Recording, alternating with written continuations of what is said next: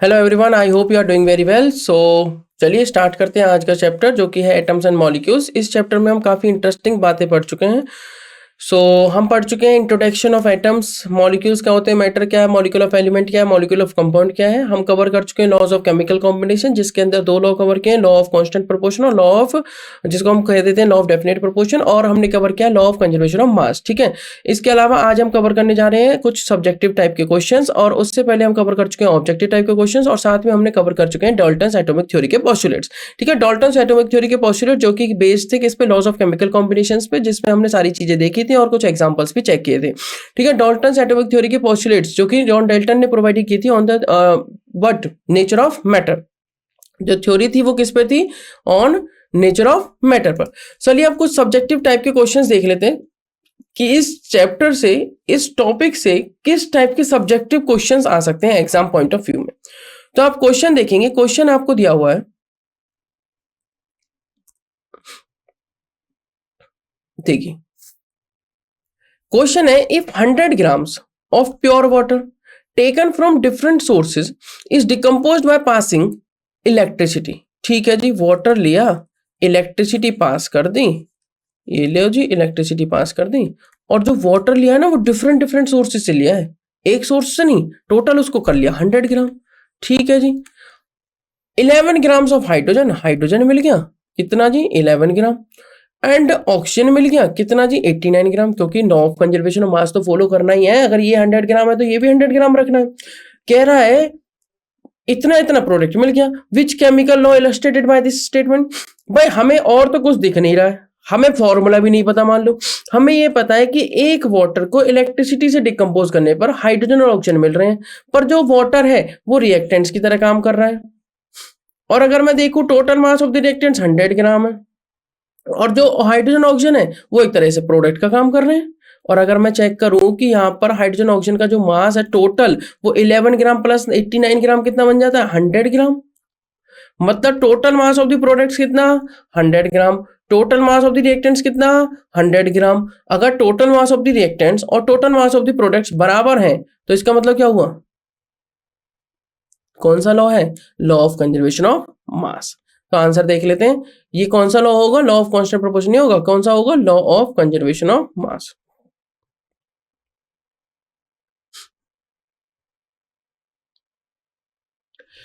भाई क्वेश्चन में देखो क्या दिया हुआ, दोबारा मैं बता देता हूँ। If 100 grams of pure water taken from different sources.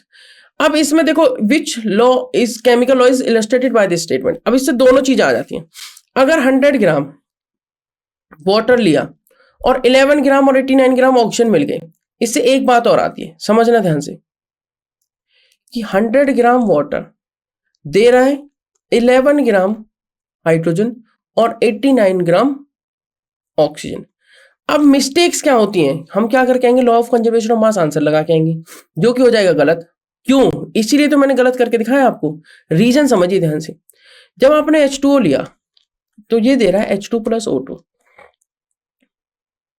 Balance कर लेते हैं, 2H2O देगा 2H2 प्लस O2, हो गया बैलेंस्ड। वो कह रहा है अगर मैं 2H2 की बात करूं तो वाटर का होता है 18 ग्राम, जो मास होता है मॉलिक्यूलर मास वो कितना होता है 18 ग्राम। 18 टू जा कितना हो गया 36 ग्राम। भाई 18 कैसे होता है, 2 इसका हो गया, 2 हाइड्रोजन का और एक 16 का ऑक्सीजन का हो गया, तो 18 ग्राम। 18 टू 36 ग्राम, 2 इसका और 2 इसका, मतलब टोटल 4 हाइड्रोजन है तो 4 ग्राम, और ऑक्सीजन कितना हो गया 32 ग्राम। समझना ध्यान से, 36 ग्राम इस तरीके से डिस्ट्रीब्यूट होता है, किस तरीके से, 4 ग्राम और 32 ग्राम। तो अगर मैं 100 ग्राम को डिस्ट्रीब्यूट करना चाहूं तो क्या 11 ग्राम और 18 ग्राम, मतलब क्या इसके अंदर जो रेशियो है वो 1:8 है यहाँ पे, क्या यहाँ पर रेशियो 1:8 है, नहीं, 8 से थोड़ा ज्यादा है, तो एग्जैक्ट 1:8 नहीं है। तो हम लॉ ऑफ कंजर्वेशन ऑफ मास नहीं कहेंगे, यहाँ पर फॉलो हो रहा है, क्योंकि एग्जैक्ट अमाउंट नहीं मिल रहा है। इसलिए हम कौन सा लॉ कहेंगे, ध्यान से समझिएगा।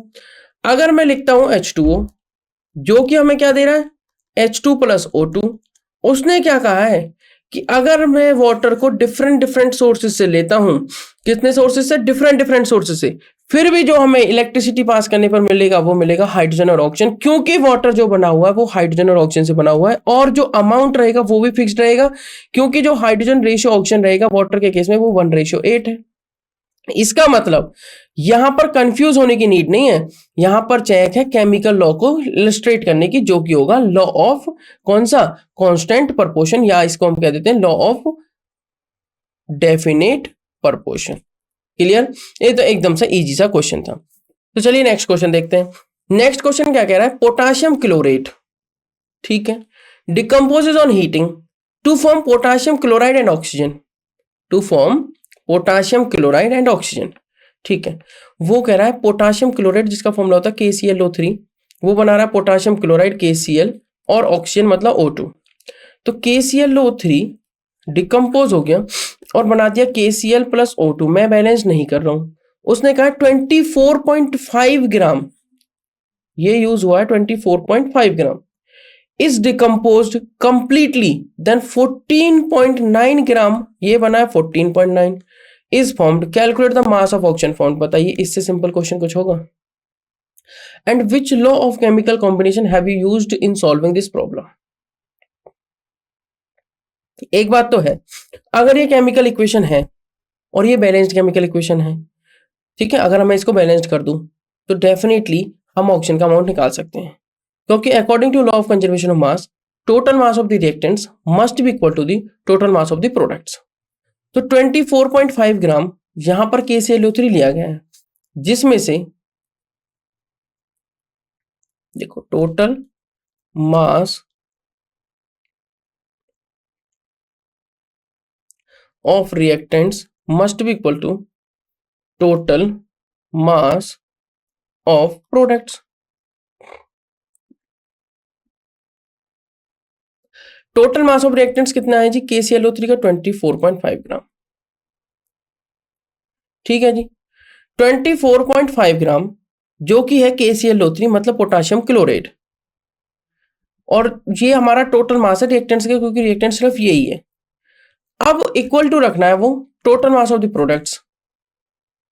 प्रोडक्ट्स हमारे दो, कौन कौन से, पोटाशियम क्लोराइड और ऑक्सीजन, मान लेते हैं A और B, मान लेते हैं A और B। A का दिया हुआ है कितना जी, 14.9 ग्राम, B निकालना है। अच्छा, इस इक्वेशन को बैलेंस भी कर सकते हैं, देखते हैं जरा बैलेंस करके कहाँ क्या यूज होगा।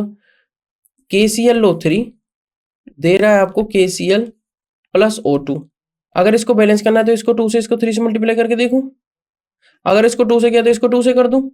अब जरा देखते हैं, 2 potassium 2 potassium, 2 chlorine 2 chlorine, 6 oxygen 6 oxygen, हो गई बैलेंस्ड, एकदम बैलेंस्ड है। क्लियर? इस तरीके से आप इस क्वेश्चन को कर सकते हैं। तो 14.9, अब इसमें से माइनस करके आप इसका आंसर निकाल सकते हैं। तो देखिए आंसर क्या आया, मास ऑफ ऑक्सीजन क्या हो जाएगा 9.6 ग्राम, और लॉ ऑफ कंजर्वेशन ऑफ मास हमने यहाँ पे यूज किया है, क्योंकि हमें जो वैल्यूज दे रखी थी वो कौन कौन सी वैल्यूज थी आप यहाँ पर देख सकते हैं। एक वैल्यू दे रखी है 24.5 और एक दे रखी है 14.9, तो ये इक्वल होने चाहिए। प्लस एक्स कर लीजिए, एक्स की वैल्यू क्या आ जाएगी 24.5 माइनस 14.9, ये कितना आ जाएगा आपका 9.6 ग्राम। तो ऑक्सीजन जो यहाँ पे मिलेगा वो कितना मिलेगा 9.6 ग्राम। क्लियर? चलिए नेक्स्ट क्वेश्चन पर मूव करते हैं। तो कौन सा लॉ यूज किया हमने, लॉ ऑफ कंजर्वेशन ऑफ मास, इस क्वेश्चन को सॉल्व करने में।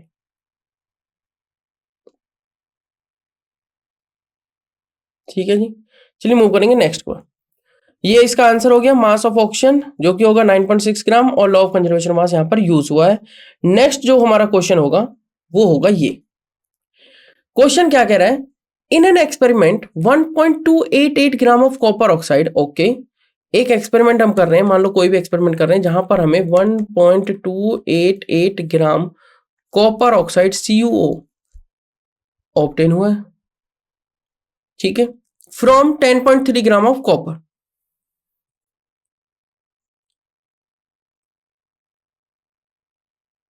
से मिल गया हमें कॉपर ऑक्साइड। अब मुझे नहीं पता वो क्यूप्रस ऑक्साइड है या क्यूप्रिक ऑक्साइड है, तो इसलिए कॉपर ऑक्साइड लिखते हैं। आप बताइए क्या होना चाहिए, वो मिल गया 1.288 ग्राम। दूसरे एक्सपेरिमेंट में, दूसरा एक्सपेरिमेंट चला साथ में, उसमें देखो ध्यान से पढ़िए वैल्यू को, 3.672 gram of copper oxide gave on reduction 2.938 gram of copper. Which law of chemical combination can be illustrated by this example. कह रहा है दूसरे एक्सपेरिमेंट में 2.938 gram copper 3.672 gram copper oxide दे रहा है आपको।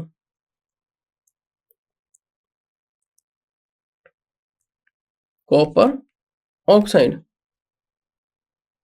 विच law of chemical combination can be illustrated by this example. देखिए आंसर देखते हैं।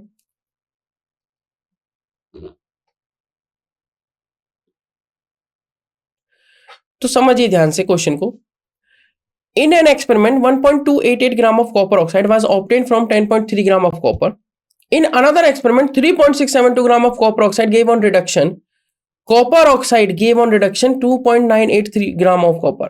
ठीक है, तो क्वेश्चन को ध्यान समझिए। 3.672 gram copper oxide gave on reduction 2.938 gram copper. देखो दो अलग अलग कंडीशंस दी हुई हैं। पहली कंडीशन में कहा है कि कॉपर का एक तरह से ऑक्सीडेशन हो रहा है और वो बना रहा है कॉपर ऑक्साइड। और दूसरे केस में कह रहा है कॉपर ऑक्साइड का एक तरीके से रिडक्शन हो रहा है और वो बना रहा है कॉपर। जब कॉपर ऑक्साइड बना रहा है तो कॉपर कितना लिया गया 1.288 ग्राम of copper oxide was obtained from 10.3 gram of copper. तो कॉपर को लिया गया 10.3 ग्राम और कॉपर ऑक्साइड कितना मिला 1.288।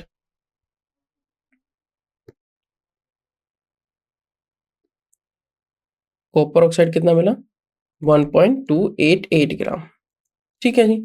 दूसरे केस में कह रहा है 3.672 ग्राम ऑफ कॉपर ऑक्साइड मिलता है। 3.62 ग्राम of copper oxide gave on reduction 2.938 gram of copper. मतलब कॉपर हमें रिडक्शन पे मिलता है 2.938 ग्राम कॉपर। और कितना कॉपर ऑक्साइड यूज होता है इसके लिए 3.672 ग्राम।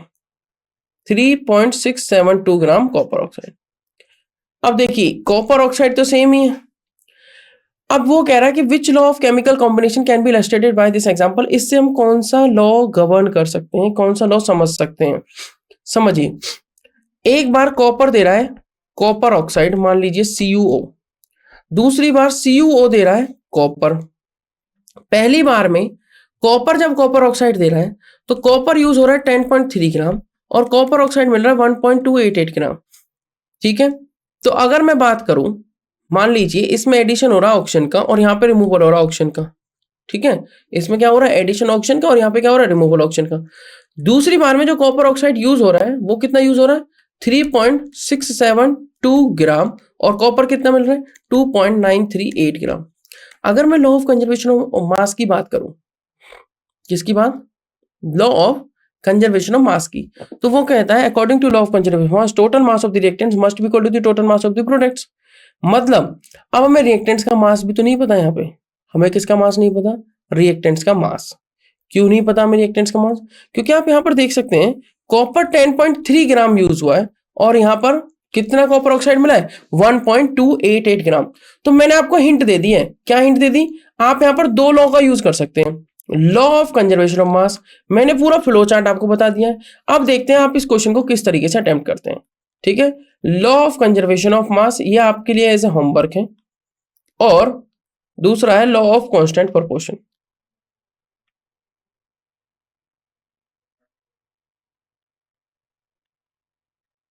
लॉ ऑफ कंजर्वेशन ऑफ मास और लॉ ऑफ कांस्टेंट प्रोपोर्शन या फिर लॉ ऑफ डेफिनाइट प्रोपोर्शन,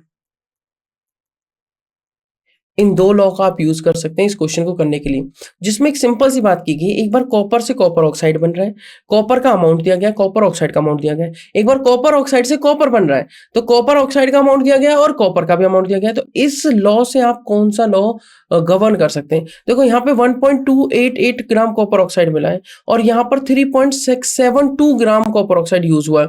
ठीक है, और यहाँ पे 10.3 ग्राम कॉपर यूज हो रहा है कॉपर ऑक्साइड बनाने के लिए और यहाँ पे 2.938 ग्राम कॉपर मिला है 3.672 ग्राम कॉपर ऑक्साइड से। तो इस डेटा का आप यूज कर सकते हैं इस क्वेश्चन को बनाने के लिए। मैंने 2 लॉ आपको बताए हैं, लॉ ऑफ कंजर्वेशन ऑफ मास, ठीक है, और लॉ ऑफ कांस्टेंट प्रोपोर्शन। आपको मुझे बताना है विच law of chemical combination can be illustrated by this example. तो अभी तक हमने क्या क्या कवर कर चुके हैं? अभी तक हम काफी बातें कवर कर चुके हैं। एक बार मैं एटम के पॉइंट्स को और बता देता हूं आपको। All the matter is made up of what? Atoms. Atoms are the smallest particle. Atoms are the smallest particles. An atom in the smallest particle of an element that can take part in a chemical reaction. That can take part in a chemical reaction. और atoms of the most of the elements are very reactive and do not exist in the free state. मैंने बताया था ना वो कैसे exist करते हैं, single atoms की तरह नहीं, वो molecules में exist करने लगते हैं. They exist in the combination with the atoms of the same element or another elements. Atoms are very very small in size. ये बातें हम कवर कर चुके हैं। चलिए फिर मिलते हैं आपसे नेक्स्ट क्लास में, तब तक के लिए थैंक यू सो मच।